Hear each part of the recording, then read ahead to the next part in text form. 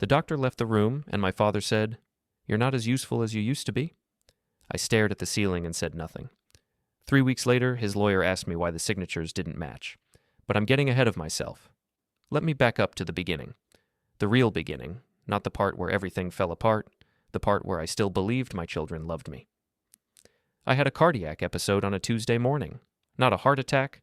The doctors were very specific about that distinction, as if the terminology mattered when you're lying on linoleum with your chest feeling like someone parked a truck on it.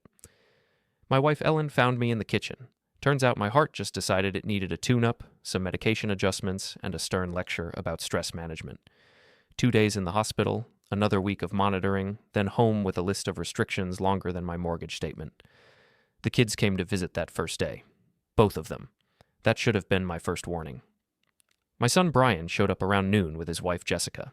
He's 34, works in commercial real estate development, wears suits that cost more than my first car. Jessica teaches yoga and posts inspirational quotes on social media.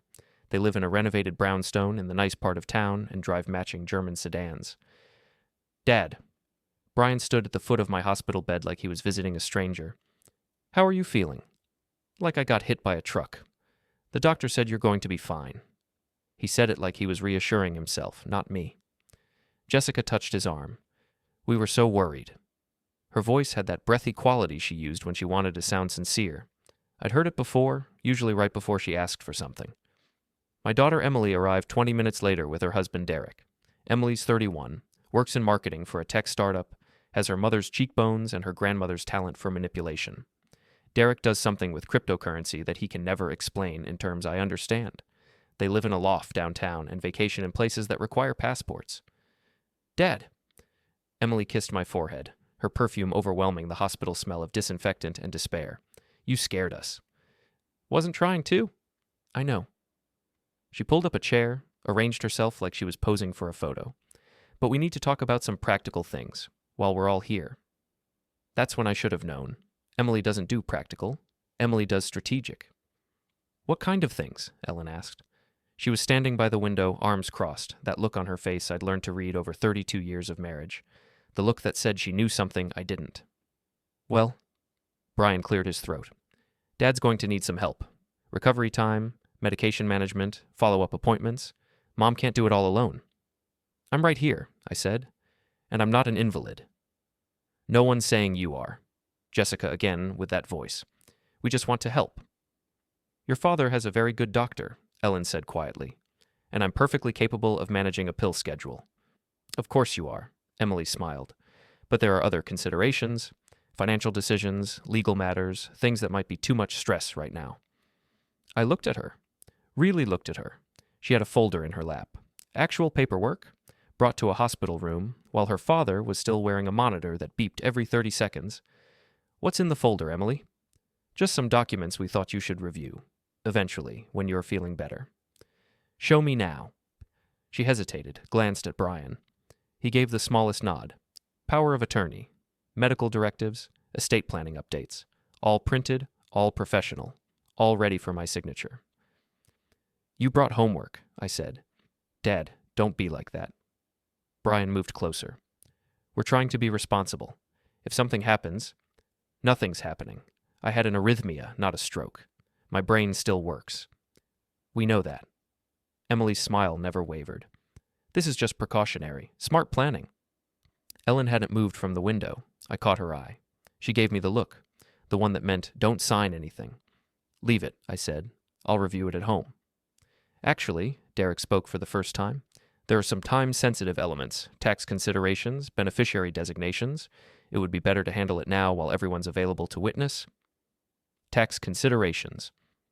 My son-in-law, who gambles on digital monopoly money, was lecturing me about tax considerations. I said I'll review it at home. The room got quiet.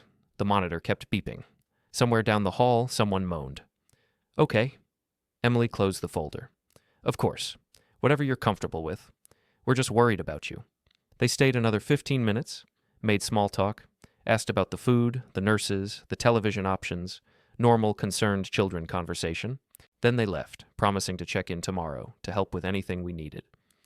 The folder stayed on my bedside table. After they were gone, Ellen came and sat in the chair Emily had vacated. "You saw it too," I said. I saw it. The urgency, the coordination. They practiced. She picked up the folder, flipped through the pages without reading them. This didn't get put together this morning. This took time, planning. How long have I been broken in their eyes? I don't know. She set the folder down. But I'm going to find out. The next day, Dr. Martinez came in for rounds. Young guy, maybe 40, competent and direct. I appreciated that he didn't talk to me like I was elderly or stupid. You can go home tomorrow, he said, but you need to take this seriously. Medication compliance, stress reduction, dietary changes. No negotiation on any of it. Understood. I mean it. This was a warning. Next time might not be. I said understood. He studied me for a moment. Your family seems very involved. Is that your professional opinion? It's an observation. Your son asked me a lot of questions about your cognitive function. I felt Ellen go still beside me. What kind of questions? Memory issues, decision-making capacity, whether there might be any mental status changes. I told him you're completely lucid and there's no indication of cognitive impairment. But he asked. He asked. Dr. Martinez checked something on his tablet. I document all family consultations, standard practice, just so you know. After he left, I stared at the ceiling for a long time. They're building a narrative, Ellen said. Apparently. The unstable father, the concerned children, the necessary intervention. For what? She didn't answer right away. When she did, her voice was careful. What do you have that they want badly enough to plan this? I thought about it. The house was paid off, worth maybe $400,000 in the current market. My 401k had taken some hits, but was still solid, around $600,000. Life insurance through work, another $500,000. Pension that wouldn't kick in for 7 more years. Nothing extraordinary. Nothing worth destroying your family over. I don't know, I said. But Ellen was already opening her phone, scrolling through something. What are you looking for? Brian posted on social media last week about a development opportunity, called it his legacy project. She turned the screen toward me, a photo of Brian in a hard hat, standing in front of raw land, caption about vision and investment and generational wealth. So that kind of project needs capital, significant capital, the kind you don't get from banks unless you have collateral.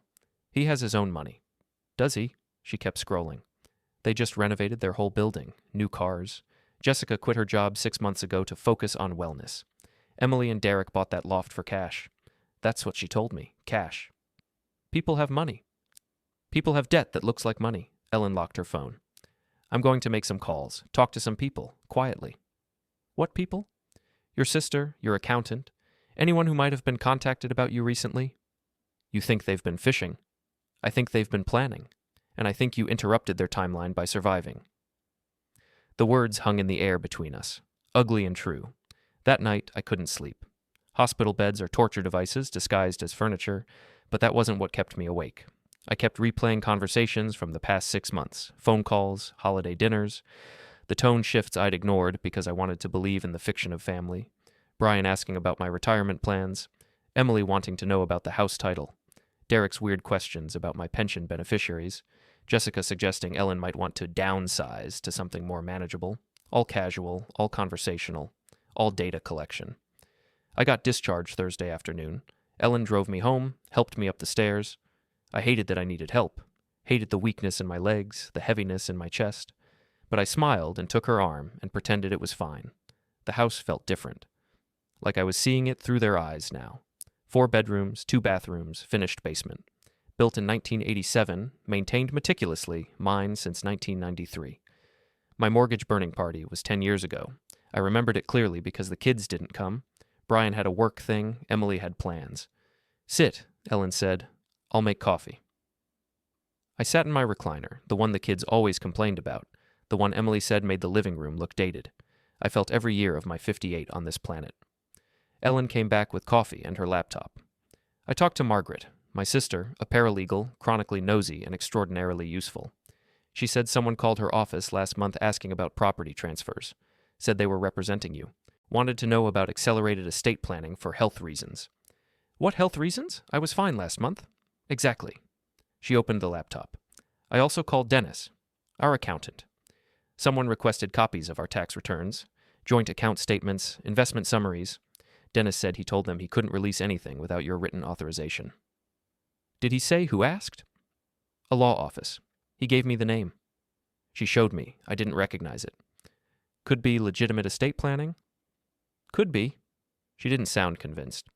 But here's the thing. I went through our accounts this morning, just checking, and there's a savings account I don't remember opening. In your name only, except I never saw you open it. She pulled up the statement. $10,000, deposited 2 months ago, from our joint checking. I didn't open that. I know. Then how? You have online banking. You use the same password for everything. I love you, but your cybersecurity is a joke.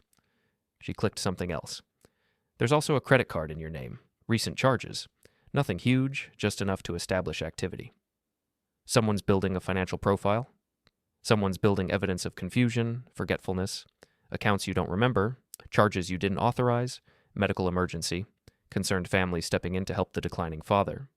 I set down my coffee. That's elaborate. That's fraud. Ellen closed the laptop. And I think they've been setting it up for months. Why not just ask? If they need money, I'd help them. She looked at me like I was being deliberately obtuse. Because asking means negotiating, means you might say no, means you maintain control. She paused. This way, they take everything. Legal, clean, the sad story of children forced to protect their ailing father from himself. Jesus, I'm not done. She pulled out her phone again. I called the hospital, asked for copies of all family consultations with your care team. Brian and Emily visited Dr. Martinez 3 times. 3. Always when you were sleeping or in tests. Always asking about competency, about cognitive decline, about whether your judgment might be impaired. He told them I was fine. He did. It's in the notes. But they kept asking, building a record of concern, documentation of their diligent worry. I sat back. The recliner creaked. Outside, someone was mowing a lawn. Normal suburban sounds. Normal life happening while mine disintegrated. What do we do? Ellen smiled. It wasn't a nice smile. We let them think it's working. We watch, we document, and we plan. Plan what? Depends on what they do next. But I've been married to you for 32 years. I know how you think. I know what you're capable of when you're patient. She leaned forward. You designed security systems for industrial facilities. You understand access, control, timing. You know how to make things fail at exactly the right moment. That's my job. This is your life. She stood up. They made a mistake. They thought you were weak because you had a medical problem. They confused temporary vulnerability with permanent defeat. I am weak. I can barely walk upstairs. You're healing. There's a difference. She picked up our coffee cups. And while you're healing, they're going to keep building their case. Every mistake they make, we document. Every lie they tell, we track. And when the time comes, we don't just stop them. What do we do? She paused in the doorway. We destroy them. Systematically. Completely. Using the exact tools they're using against you. Ellen, they're stealing from us. They're trying to declare you incompetent. They're willing to erase everything you built, everything we are, for money. Her voice was calm, flat, terrifying. I didn't raise thieves. If they want to play this game, they're going to learn it from the people who invented patience.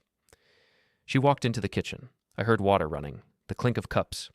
I pulled out my phone, opened the banking app, stared at accounts I didn't recognize, transactions I didn't authorize, a financial identity slowly being rewritten without my knowledge. 3 weeks ago, I'd believed my children loved me. 2 days ago, I'd almost died. Tomorrow, I'd start taking inventory of exactly what they'd stolen and exactly how I was going to make them pay for it.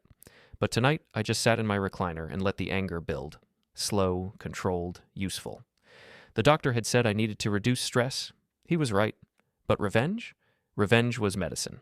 Before we go any further, hit the hype button, take a second to subscribe and like the video. It really helps the channel grow. And tell us in the comments, what would you do in this situation? Friday morning, I made a list. Not a revenge list, not yet. An inventory. Ellen was right about my professional skills. I'd spent 26 years managing facilities and risk operations for Cascade Logistics, a regional shipping and warehousing company with facilities across 3 states. My job was understanding systems, how they work, how they fail, how people interact with them, and how to control all of it without anyone noticing. The first rule of systems management, you can't fix what you haven't documented. So I documented.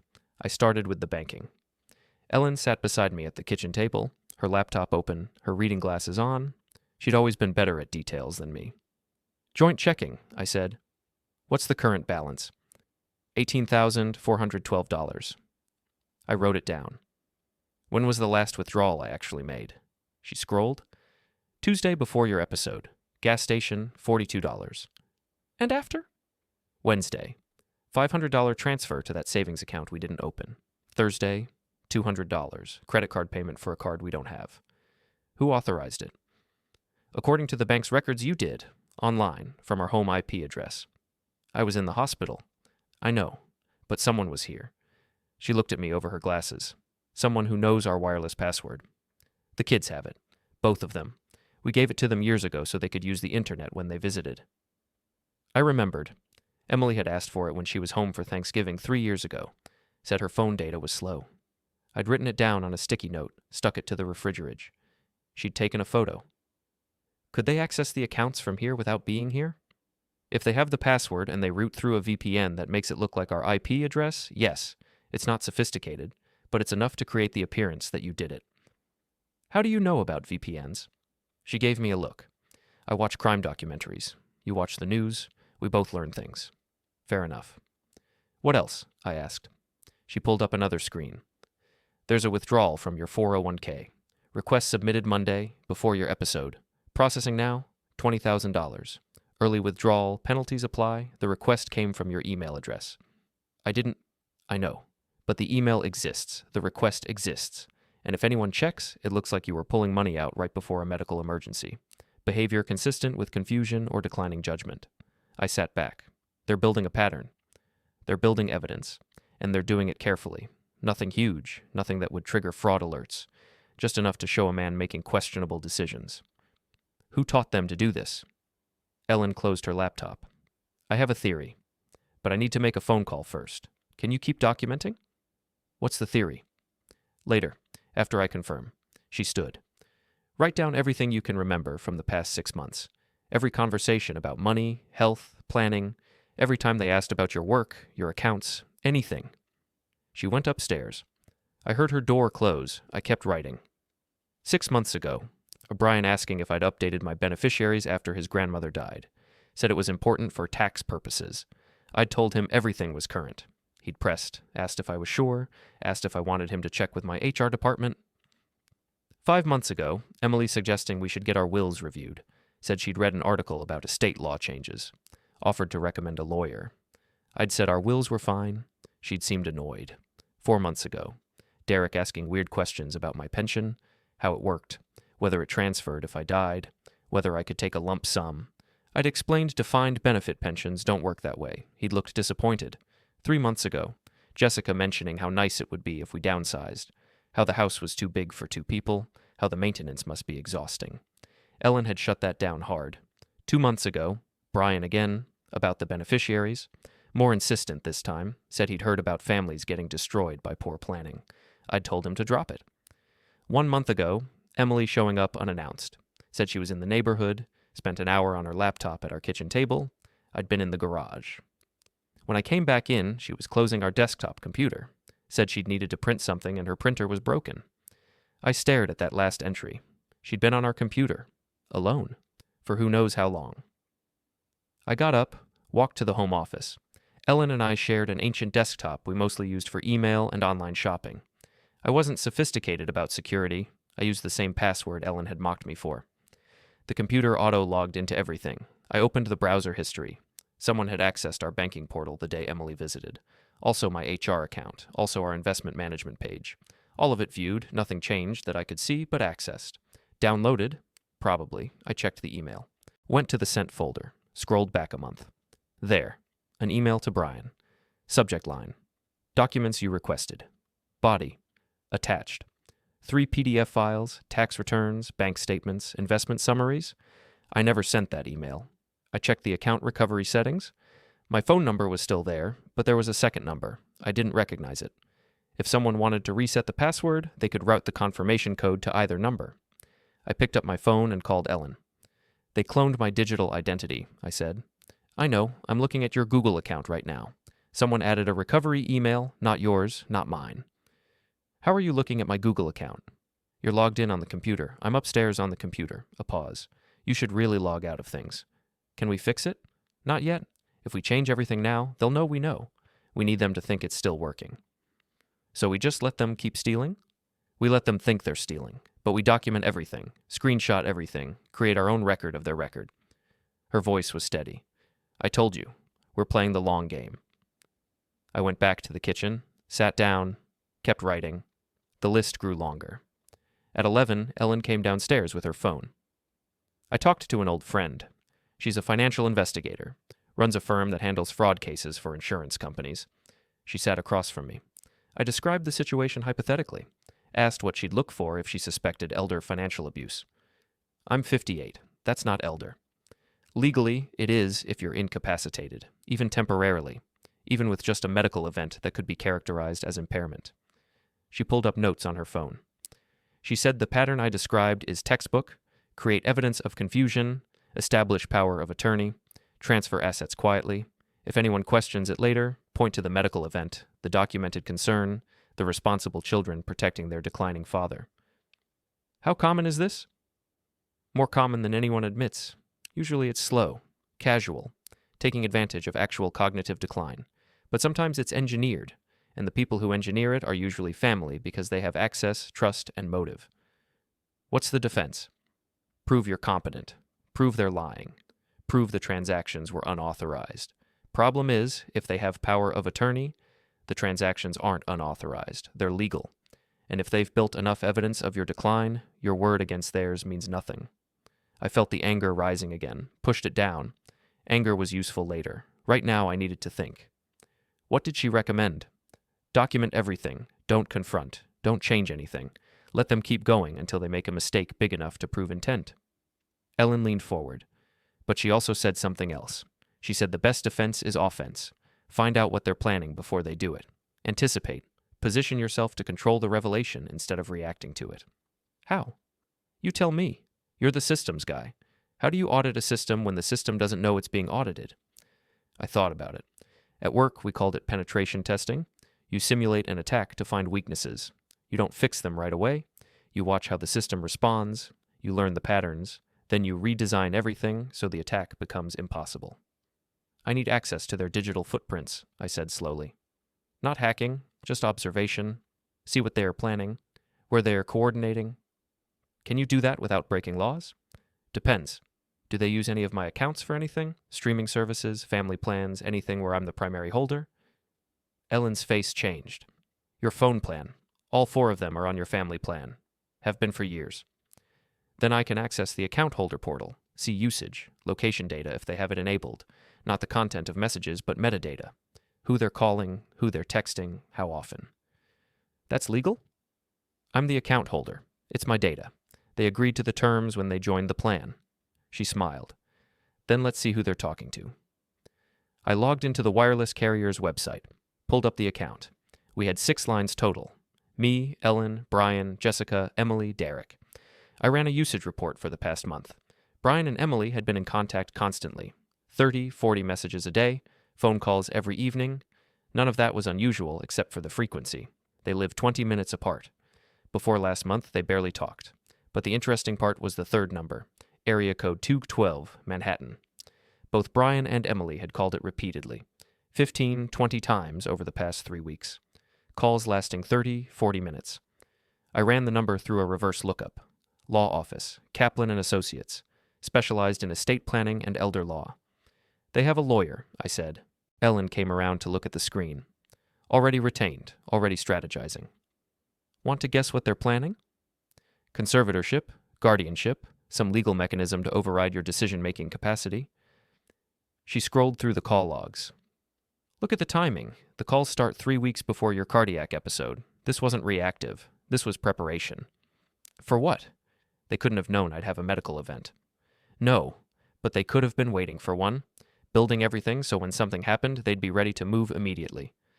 I stared at the screen, at the evidence of coordination, of planning, of my children treating my health crisis like a business opportunity. What's the timeline? I asked. How fast can they move if they want to? Depends on the state. Emergency conservatorship can be granted quickly if there's imminent risk. Regular process takes longer. But with medical documentation, psychiatric evaluation, financial evidence of impairment, they could have it done in weeks. They need a psychiatric evaluation showing I'm impaired. They need a doctor willing to say you might be impaired. Given the right information, the right context, the right concern from loving children, they could find one.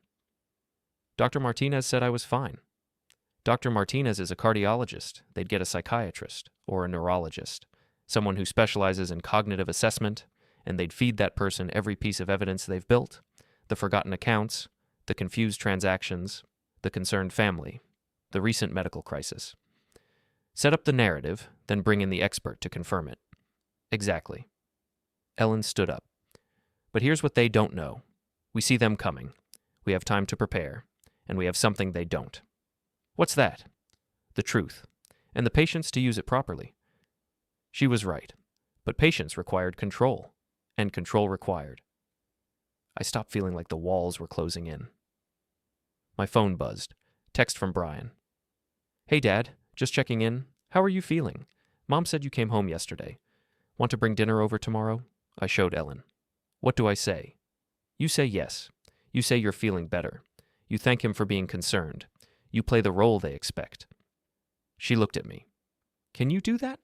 Can you sit across a table from him and smile while knowing what he's planning? I thought about it.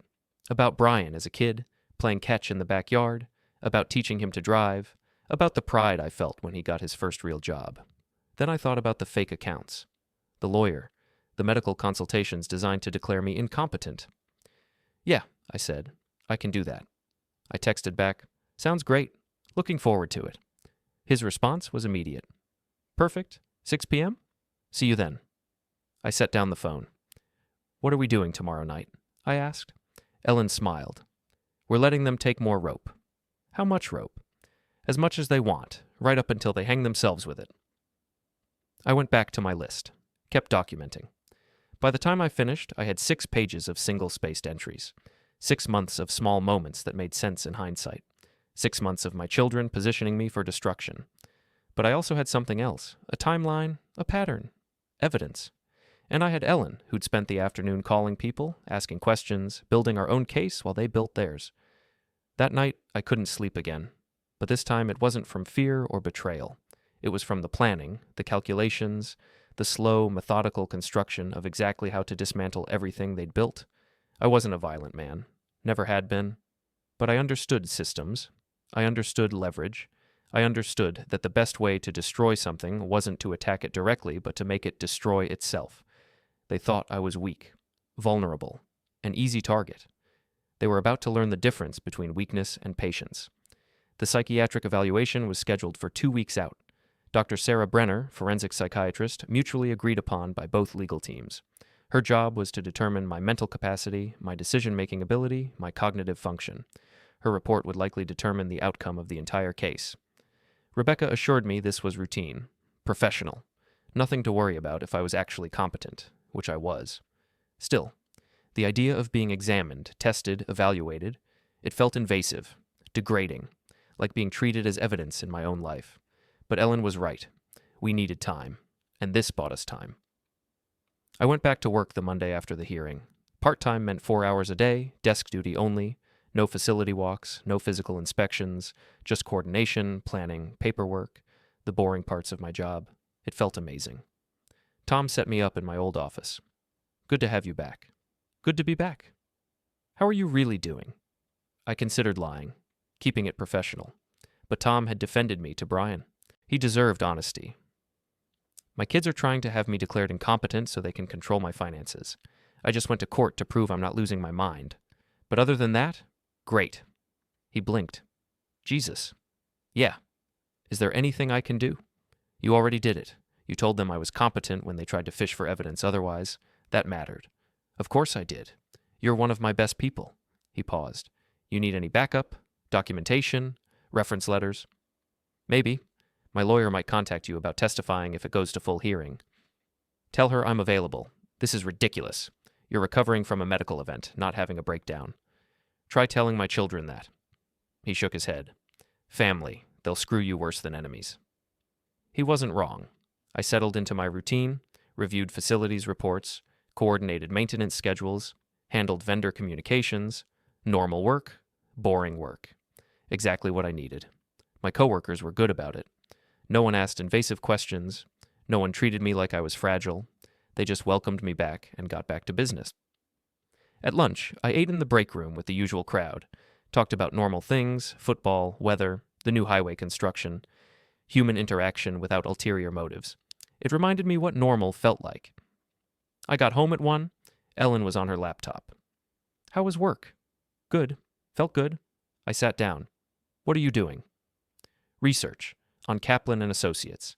Their tactics, their cases, their success rate. Find anything useful? They're aggressive but sloppy.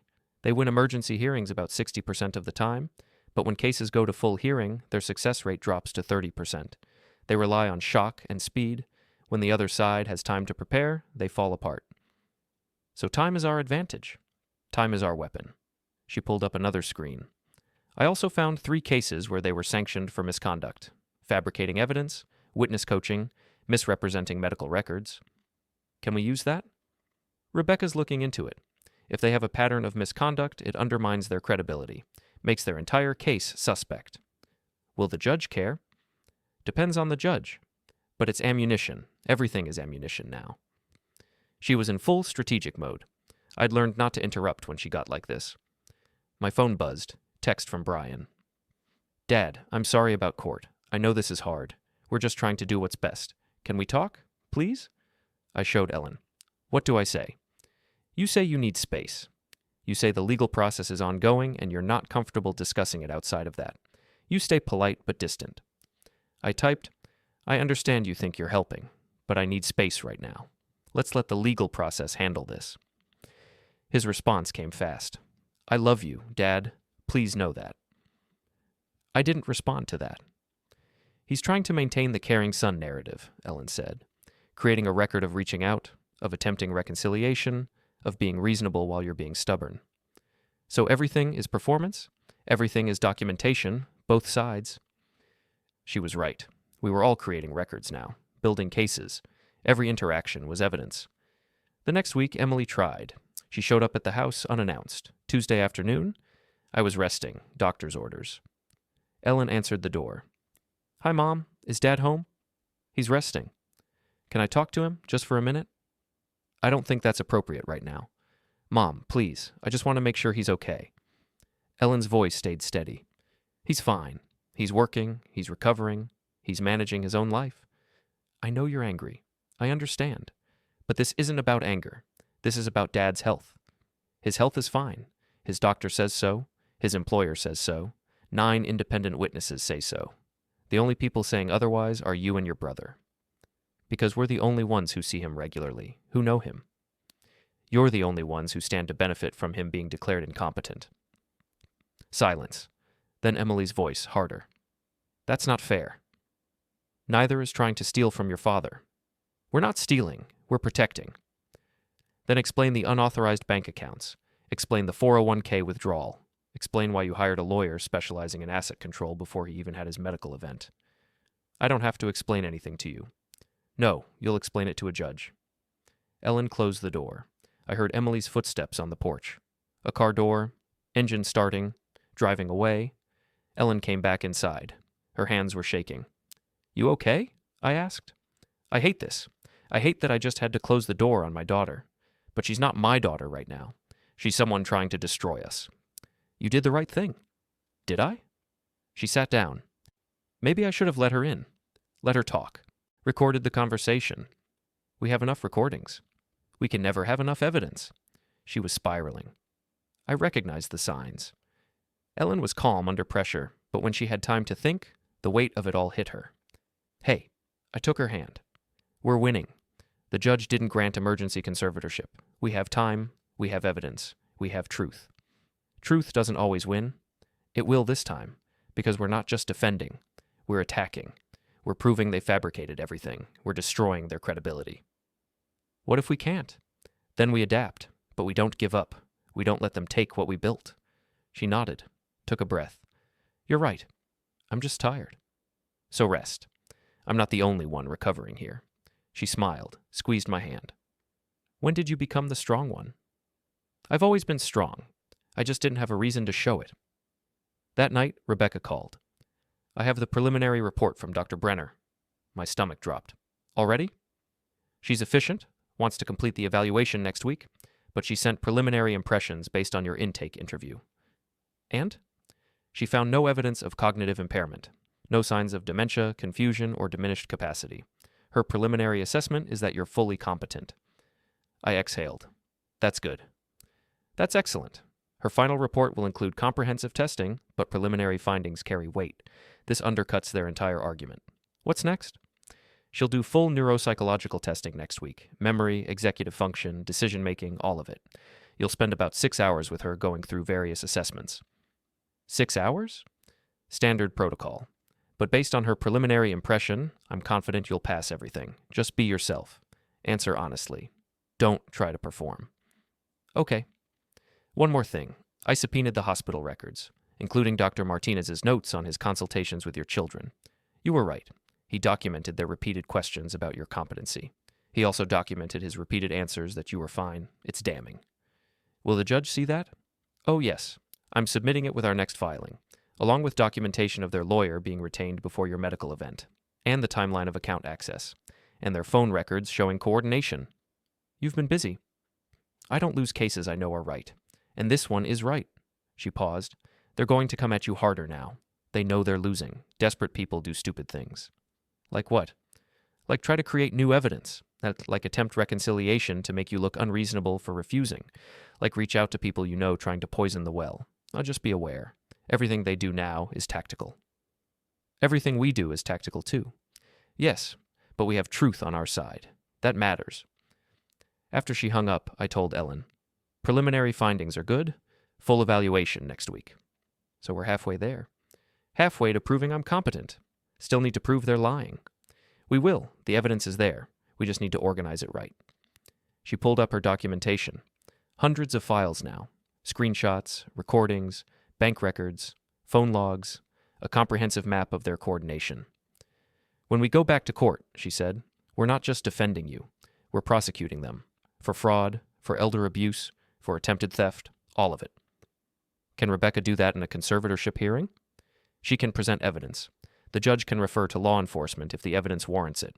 But even without criminal charges, we can destroy their reputation, make sure everyone knows what they tried to do.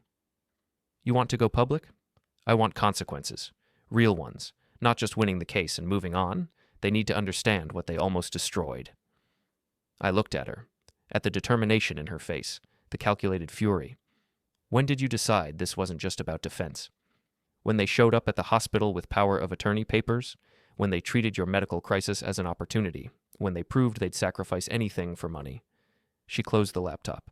I'm not interested in forgiveness. I'm interested in justice. Justice or revenge? Both. Simultaneously, completely. I couldn't argue. Didn't want to. They'd declared war. We were just better at fighting it. The next week, I went for my full psychiatric evaluation.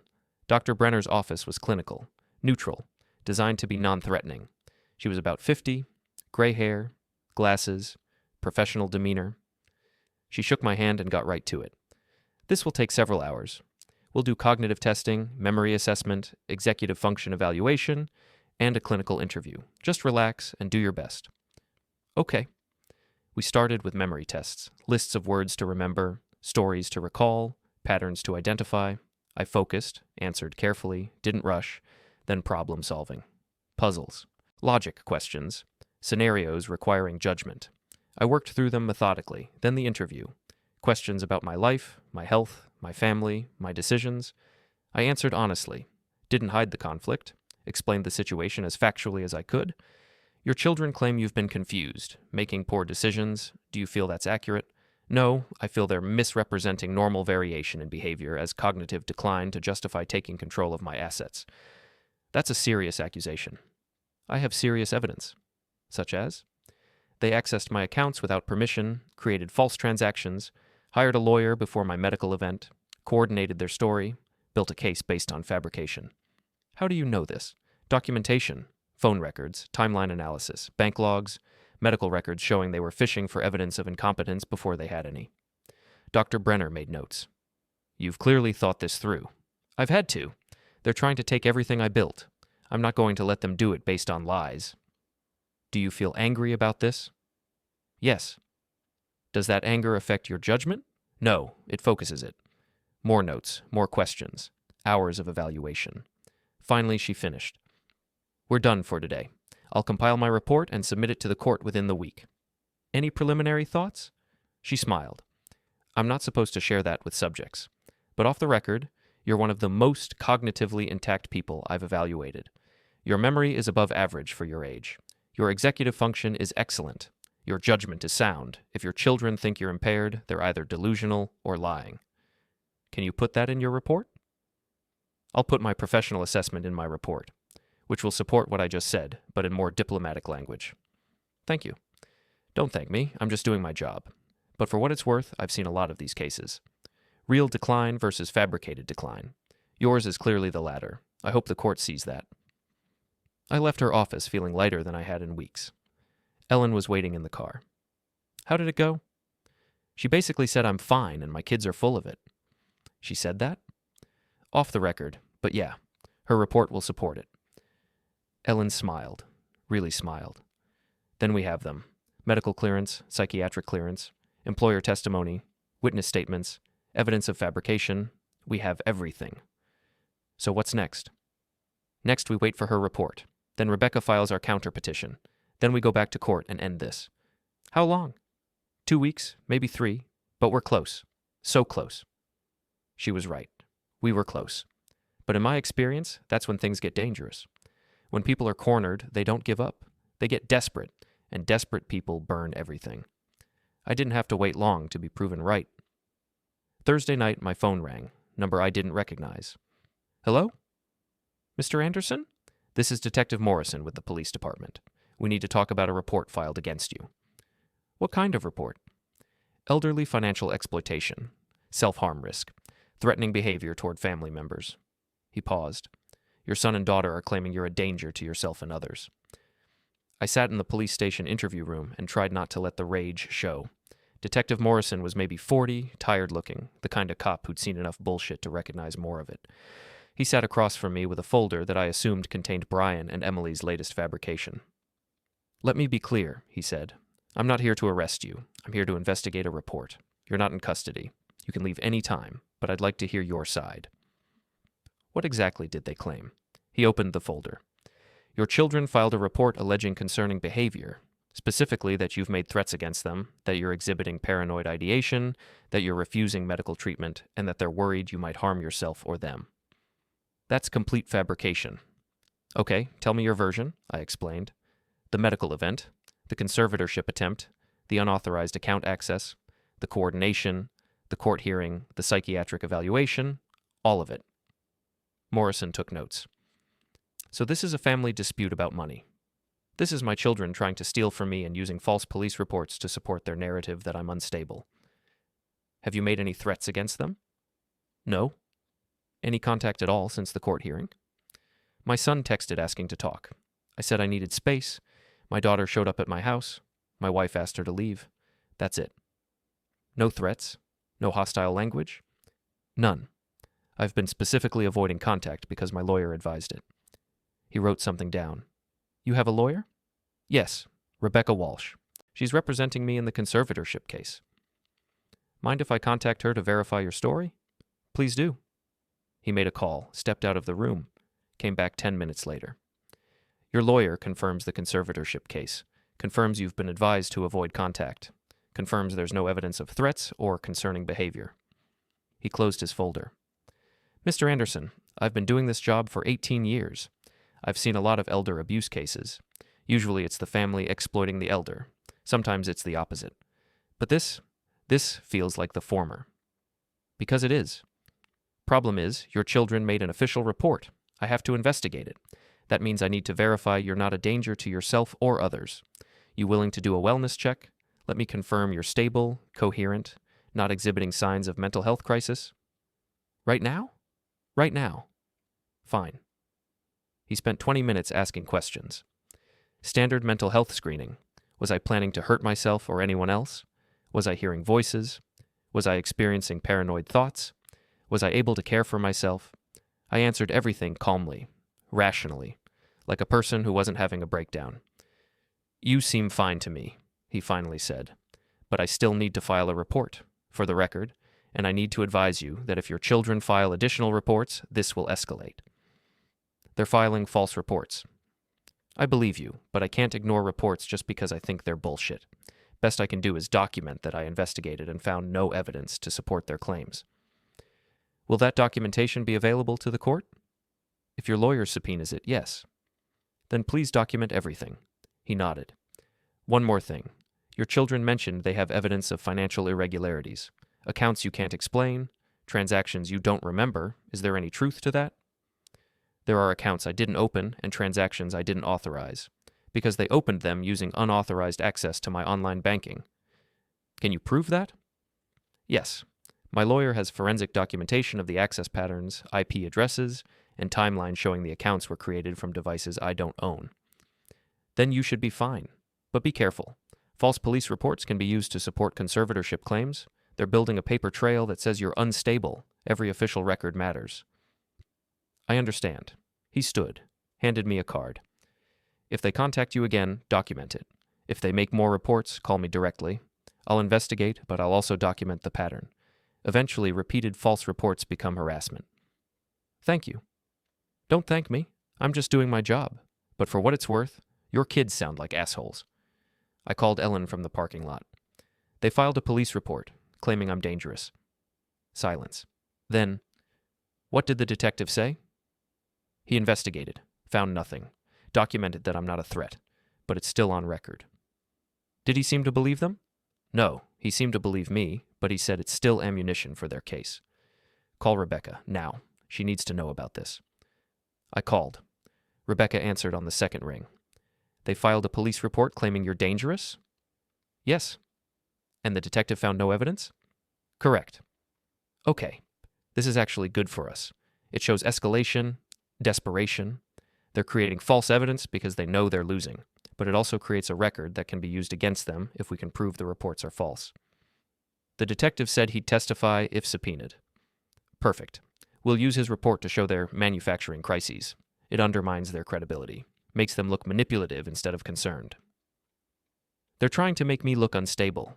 They're trying, but they're failing. Every false report, every fabricated claim, every desperate move they make just gives us more evidence. Keep documenting. Keep staying visible and functional. Keep being exactly who you are. What if they keep escalating? Then they keep incriminating themselves. There's only so many false reports you can file before it becomes clear that you're the problem, not the person you're reporting. I hung up and drove home. Ellen was waiting. What did Rebecca say? She said to keep documenting that their escalation is evidence. It doesn't feel like evidence. It feels like an attack. It's both. I sat down, felt the exhaustion hit. They're not going to stop. Not until they either win or we destroy them. Then we destroy them. She pulled out her laptop. Because I'm done playing defense. I'm done letting them make moves while we react. It's time to go on offense. What are you planning? She turned the screen toward me. Social media profiles, Brian's, Emily's, Derek's, Jessica's. All of them curated. Perfect. Presenting a life of success and happiness. I'm going to start asking questions. Publicly, casually, about their finances. Their debts, their sudden need for liquidity. She scrolled through posts. Brian's development project, Emily's loft purchase, Derek's crypto investments, Jessica's wellness retreat. All of it requires money they supposedly have. You think they're in debt? I think they're over-leveraged and desperate. I think they need a cash infusion fast, and I think your assets are the easiest source. How do we prove that? We don't need to prove it for court. We just need to plant the question. Make their friends wonder, make their professional contacts think, create social pressure that makes them defensive. That's ruthless. That's strategic. They're using official channels to attack you. We use social channels to attack them. Not lies, just questions, just observations, just the kind of casual inquiry that makes people uncomfortable.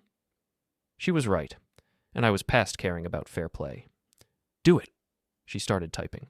Casual comments on Brian's posts about his development project. This looks amazing. Must be a huge investment. How's the funding coming together? Comments on Emily's lifestyle posts. Gorgeous loft. Cash purchase, right? That's so smart in this market. What's your secret? Nothing accusatory. Nothing that could be called harassment. Just friendly interest from a concerned mother-in-law. But I saw what she was doing. She was making them explain, making them justify, creating a public record of questions that would look very different once the conservatorship case became known. Won't they know you're doing this? Probably, but they can't stop me. And the more they try to defend or deflect, the more guilty they look. She kept commenting, liking posts, engaging, playing the role of supportive family while subtly undermining their carefully constructed image. You're scary when you want to be. She looked up, smiled. I learned from the best. Who? You. You've been doing risk management for 26 years, identifying vulnerabilities, exploiting weaknesses. I just applied those principles to people instead of systems. She was right. We were fighting this the same way I'd fight any system failure. Identify the problem, isolate the cause, prevent further damage, repair what's broken. Except in this case, what was broken was trust, and the only repair was exposure. My phone buzzed. Text from Jessica. Hi. Saw Ellen commenting on Brian's posts. Is everything okay? You both seem stressed. Want to grab coffee sometime? I showed Ellen. Reconnaissance. She's fishing to see if we're onto them. What do I say? You say you're busy with recovery, polite, distant, give her nothing. I typed, thanks for checking in, just focused on getting healthy. Maybe when things settle down. Her response. Of course, let me know if you need anything. Translation, we're watching you. That weekend, things escalated again. Saturday morning, someone tried to access my credit report. I only knew because I'd frozen my credit after discovering the unauthorized accounts. The freeze triggered an alert. Someone had requested access using my information. The request was denied, but the attempt was logged. I called the credit bureau. We show an access attempt from a financial institution. Would you like the details? Yes. Kaplan and Associates, legal firm, New York. Their lawyer, trying to pull my credit to find more ammunition. I called Rebecca. They're getting desperate, trying to build more evidence, but the credit freeze stopped them. Good. That's exactly why we froze it. But document the attempt. It shows they're still fishing for ways to prove you're financially unstable. What else can they try? Not much. You've secured your accounts, your credit is frozen, your medical records are protected, they're running out of vulnerabilities. So what's left? Direct confrontation. Either trying to provoke you into doing something that looks unstable, or manufacturing some kind of crisis that forces the court to act quickly. Like what? Like claiming you're suicidal, or dangerous, or making decisions that put you at immediate risk, anything that would justify emergency intervention before the final hearing. The police report was already that. Right, and it failed, so they'll try something else. Just stay calm, stay visible, keep living your life normally. Normal. What a strange concept. Sunday, I went to church with Ellen. First time since the hospital. We sat in our usual pew, talked to our usual people, participated in our usual routines. It felt like wearing a costume, playing a role, the functional couple, the recovering man, the supportive community. But it was also real. These people knew us, knew me.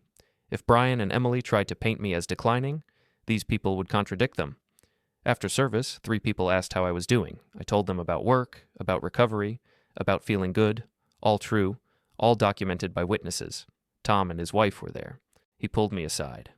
How's the legal thing going? Still ongoing, should resolve in the next few weeks. If you need anything, testimony, documentation, whatever, just ask.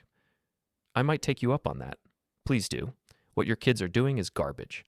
You deserve better. I thanked him. Meant it. On the way home, Ellen was quiet. What are you thinking? I asked. I'm thinking about what comes after. After we win? After this is over. When we've proven they lied, when the case is dismissed, when we have everything documented and exposed. She paused. What do we do with them then? What do you mean? Do we cut them off completely? Do we let them apologize? Do we try to rebuild? She looked at me. Because I don't know if I can forgive this. Neither do I. They're our children. We raised them. We loved them. And they tried to destroy us for money. I know. So what do we do? I thought about it. About the years of Little League and school plays and family dinners. About teaching them to ride bikes and drive cars and be decent humans. About believing we'd done something right. We win first. We prove everything. We make sure they face consequences. I took her hand. And then we decide if there's anything left worth salvaging. What if there isn't? Then we move on. We build a life without them. We find family in the people who actually deserve the title. She squeezed my hand. I'm glad I have you. You've always had me. I know, but I'm glad anyway. That night, I couldn't sleep again. I kept thinking about Dr. Brenner's evaluation, about the police report, about the credit pull attempt, about all the ways my children were trying to prove I was incompetent while I was trying to prove I wasn't. It was exhausting. The constant vigilance, the endless documentation, the performance of normalcy. But it was also clarifying. Every attack sharpened my focus. Every fabrication strengthened my resolve. They thought they could wear me down, thought eventually I'd give up or make a mistake or actually become the broken man they were pretending I already was. They were wrong. I got up, went to my office, opened my files. I had everything. Bank records showing unauthorized access, phone logs showing coordination, timeline proving premeditation, medical records contradicting their claims, witness statements supporting my competence, police reports showing false accusations. Everything needed to destroy them. But Ellen was right. We needed one more thing. We needed them to incriminate themselves. Clearly, undeniably, on record. I thought about it. About what would make them drop the mask. What would make them say out loud what they'd been doing in shadows. Money. It always came back to money. If we could make them think they were about to lose access to it, make them think I was going to change my will, or sell assets, or do something that would eliminate their inheritance, they might reveal their true motivation. I called Rebecca. It was late, but she answered. I have an idea. I'm listening. What if I announced I'm selling the house? Publicly. Say I'm downsizing, taking the equity, doing something with it that doesn't benefit them. Like what? Charity. Trust for Ellen.